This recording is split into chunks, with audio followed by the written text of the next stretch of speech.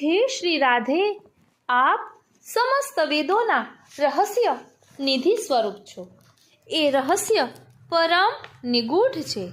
મારી વાણી આપના નામના 2 અક્ષરો રાધે નો જપ કરતી રહે, કારણ કે રાધે એટલે રાહ દે નો જપ કરતી રહે. અન્ય કોઈના જપની આવશ્યકતા નથી. જ્યારે સંધ્યા સમય થાય, પૃથ્વી દેવી અંધકાર પીછોડી ઓઢી લે, ત્યારે શ્રી યમુના તટ પર આપના પ્રિયતમ શ્યામ સુંદરના મિલન માટે ચંચલ ચરણથી સંચરણ કરો. તે સમયનું આપના ચરણ કમલનું હું મનમાં ધ્યાન કરતી રહું એવી કૃપા કરો. હે શ્રી રાધે, આપ અનુપમ પ્રેમની પ્રતિમા છો. કલા અને માધુર્યની પ્રતિમૂર્તિ છો. આપના શ્રી હસ્તમાં અને હૃદયમાં આપ કલાત્મક રીતે કુમકુમ કેસર મિશ્રિત અંગલેપ કરો છો.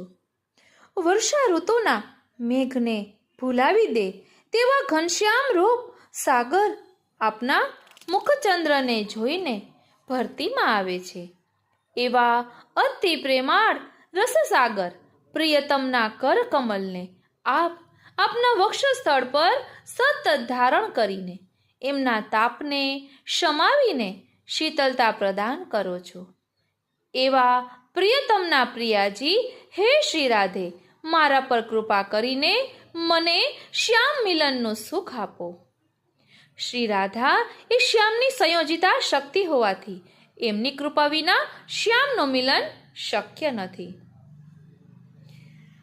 અનુપમ સૌંદર્ય મૂર્તિ શ્રી રાધાજી પોતાના હૃદયેશ્વર શ્રી શ્યામ સુંદરને અત્યંત ગાઢ નિકુંજ ભવનમાં પ્રાતઃકાળના સમયે જ્યારે નિમંત્રણ આપે છે અને અત્યંત પ્રસન્ન થઈને વિવિધ સ્વાદિષ્ટ ભોજનો તૈયાર કરીને આરોગાવે છે.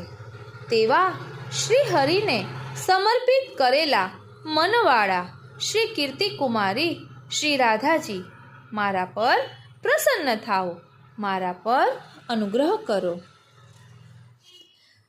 શ્રી યમુનાજીના તટ પર શ્રી રાધાજી અને શ્યામ સુંદર મસ્ત હસ્તી હસ્તિનીની જેમ સંચરણ કરી રહ્યા છે. તેમાં કમલ નયના શ્રી સ્વામિનીજી પોતાની ભુજલતા એટલે કે બાહુને શ્યામ સુંદરના કંઠમાં રાખી કટાક્ષ વડે એમના મુખચંદ્રને નિહાળી રહ્યા છે.